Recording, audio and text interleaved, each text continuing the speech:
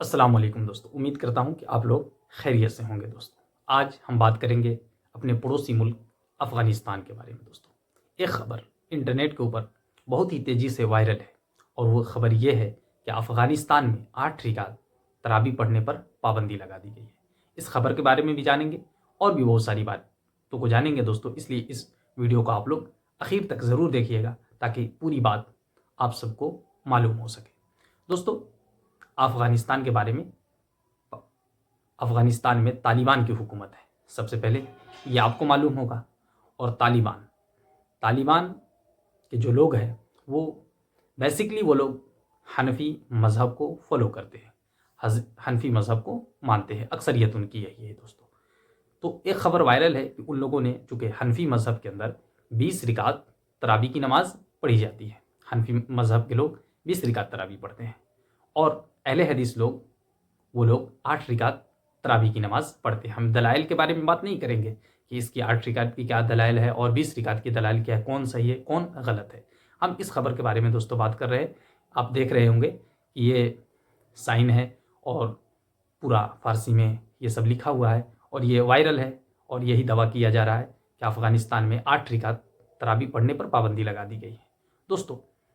یہ تو آپ جان رہے ہیں کہ حنفی مذہب کے اندر 20 رکعت تراویح کی نماز ہوتی ہے، اور اہل حدیث لوگ 8 رکعت تراویح کی نماز پڑھتے ہیں۔ لیکن یہ کہا جا رہا ہے کہ افغانستان میں طالبان حکومت نے 8 رکعت تراویح پڑھنے پر پابندی لگا دی ہے پوری طور سے دوستو۔ پہلے سچائی کیا ہے یہ جان لیں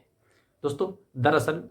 جہاں تک میں نے تحقیق کیا ہے اس بارے میں، اس خبر کے بارے میں، تو مجھے یہی پتہ چلا ہے دوستو کہ یہ خبر، سب سے پہلے بات کہ پورے افغانستان کی یہ خبر نہیں ہے، کسی ایک افغانستان کی کسی ایک صوبے کی ہے، جہاں سے وہاں سے متعلق یہ خبر ہے دوستو۔ اور دوسری بات جو سوشل میڈیا کے اوپر دکھایا جا رہا ہے کہ پورے افغانستان میں پابندی لگا دی گئی ہے، اور دوسری بات یہ پابندی نہیں لگائی گئی ہے، بلکہ وہ جن مسجد میں 8 رکعت تراویح ہوتی ہے ان سے جانکاری مانگا گیا ہے، اور ان کا رجسٹریشن کرانے کے لیے کہا گیا ہے، اور انہیں اپنی معلومات دینے کے لیے کہا گیا ہے۔ کچھ وہاں کے پرسنل معاملات ہوں گے دوستو، ان کے ملک کے معاملات ہوں گے۔ ہم لوگ جانتے ہیں کہ ہم لوگ افغانستان سے خبر اتنے زیادہ باہر آتے نہیں ہیں، تو مکمل طور سے جان جانا۔ دوسری بات دوستو کہ بغیر جانے، بغیر سوچے، بغیر سمجھے یہ کہہ دینا کہ افغانستان نے 8 رکعت تراویح پر پابندی لگا دی ہے، یہ بہت غلط بات ہے دوستو۔ دوسری بات، یہ پورے افغانستان کے لیے ہے نہیں۔ تیسری بات جو غور کرنے والی بات ہے دوستو کہ افغانستان کے اندر یہ جو 8 رکعت کی تراویح والی بات ہے، اور یہ جو آپ جو دیکھ رہے ہیں، یہ جو گردش کر رہا ہے، یہ سائن ہے پورا اور لکھا ہوا ہے کاغذ پہ، اور اسی کی وجہ سے دعویٰ کیا جا رہا ہے کہ افغانستان میں پابندی لگائی گئی۔ یہ ام سال کا نہیں ہے، یہ پچھلے سال کا ہے دوستو، اور ام سال اسے وائرل کیا جا رہا ہے۔ تو دوستو آخر اس کی وجہ کیا ہے کہ افغانستان نے پابندی بھی نہیں لگائی، اور یہ ساری باتیں کہ پورے افغانستان کے لیے بھی ہے،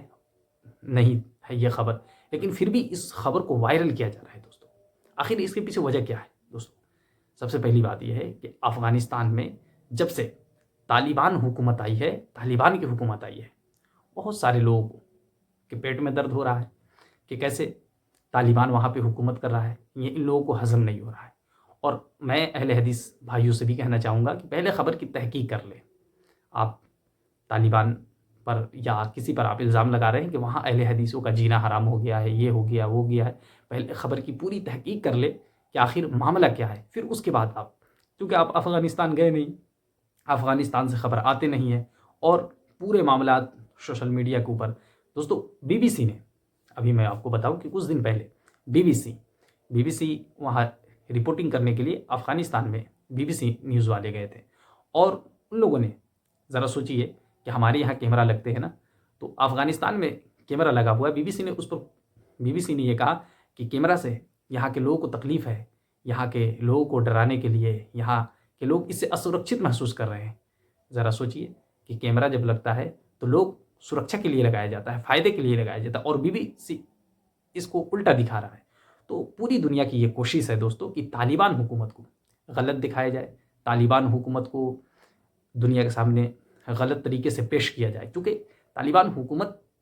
میں آئی ہے جب سے افغانستان کے اندر، تو یہ پوری دنیا کے ان لوگوں کو جو یہ سمجھتے ہیں کہ اسلامی حکومت قائم نہیں ہو سکتی، اسلامی حکومت ٹک نہیں سکتی ہے، اسلامی حکومت کوئی بھی کسی بھی ملک میں کے لیے بہتر نہیں ہے۔ ان کے سر میں درد ہو رہا ہے، ان کے پیٹ میں درد ہو رہا ہے، تو یہ بدنام کرنے کی کوشش کر رہے ہیں۔ میں تمام مسلمانوں سے کہوں گا کہ آپ لوگ کسی بھی خبر کو پہلے تحقیق کر لیں، پہلے سمجھ لیں، پہلے جان لیں کہ اس کا پس منظر کیا ہے، آخر ہے کہ نہیں، یا ہمیں ہی آپس میں لڑانے کی کوشش کی جا رہی ہے۔ یہاں اہل حدیث اور حنفی لوگ آپس میں لڑنا شروع کر دیے، اہل حدیث لوگ، کئی لوگ ویڈیو بنانا شروع کر دیے کہ افغانستان میں اتنا ظلم ہو رہا ہے، افغانستان میں جینا دو بر ہو گیا ہے اہل حدیثوں کا، اہل حدیثوں کے ساتھ یہ سلوک وہ سلوک۔ دوستو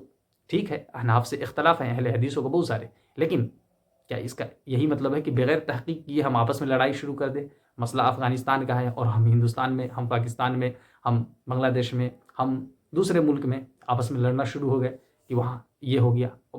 بلکہ بات بھی صحیح نہیں ہے۔ اس طرح کی خبریں جب بھی آئے تو آپ تحقیق کیا کریں۔ تو آپ کو معلوم ہو گیا دوستو کہ میں نے بتایا کہ افغانستان میں یہ پہلے کی خبر تھی، اور دوسری بات یہ کسی ایک خاص علاقے کے لیے تھی اور وہاں کے جو معاملات تھے اس سے متعلق تھا، ٹھیک ہے، اور یہ امسال کا بھی خبر نہیں تھا۔ تو ان ساری باتوں کو جانتے ہوئے دوستو آپ نے سمجھ لیا کہ وہاں پہ کوئی پابندی نہیں لگائی گئی ہے۔ لیکن دوستو میں یہ نہیں کہوں گا کہ ہاں آرٹری کا تھا، اگر افغانستان اگر اس طرح کی پابندی اگر لگاتا بھی، عائد بھی کرتا، تو دوستو میں اس کے متعلق طالبان کا میں کبھی بھی اس کا سپورٹ نہیں کرتا، کیونکہ دوستو اگر بھلے ہی وہ حنفی مذہب کو ماننے والے ہیں، لیکن کوئی اور بھی فرقہ کے لوگ کسی اور مذہب سے متعلق اگر لوگ رہ رہے ہیں تو ان کے بھی حقوق ہونے چاہیے دوستو، اور وہ بھی قرآن و حدیث کے مطابق اگر اپنے پاس دلیل رکھتے ہیں، اگر وہ نماز پڑھ رہے ہیں تو دوستو ان کو پڑھنے دینا چاہیے۔ اگر افغانستان کے اندر اگر طالبان ایسا کرتا بھی ہے تو میں اس کا سپورٹ نہیں کروں گا۔ کیوں نہیں کروں گا؟ کہ دوستو ان کے پاس بھی دلائل ہیں، وہ دلائل پیش کرتے ہیں، اور اہل حدیث یہ لوگ مانتے ہیں، حقیقت پڑھتے ہیں، تو ان کو ان کا حق ہونا چاہیے پڑھنے کے لیے دوستو۔ ایسا نہیں کہ ہم زبردستی بندوق کے زور پر ان سے ہم 20 رکعت پڑھوائیں۔ تو بس یہ خبر تھی دوستو کہ پہلے تحقیق کر لیں، کسی بھی خبر کو جان لیں، سمجھ لیں، اس کے بعد ہم اپنی رائے کو قائم کریں دوستو۔ تو آج کے لیے اتنا ہی، فقط وسلام، دعاؤں میں دوستو ضرور یاد رکھیے گا۔ اگر آپ چاہیں تو اپنی قیمتی رائے کا اظہار کمنٹ باکس کے اندر ضرور کریں دوستو۔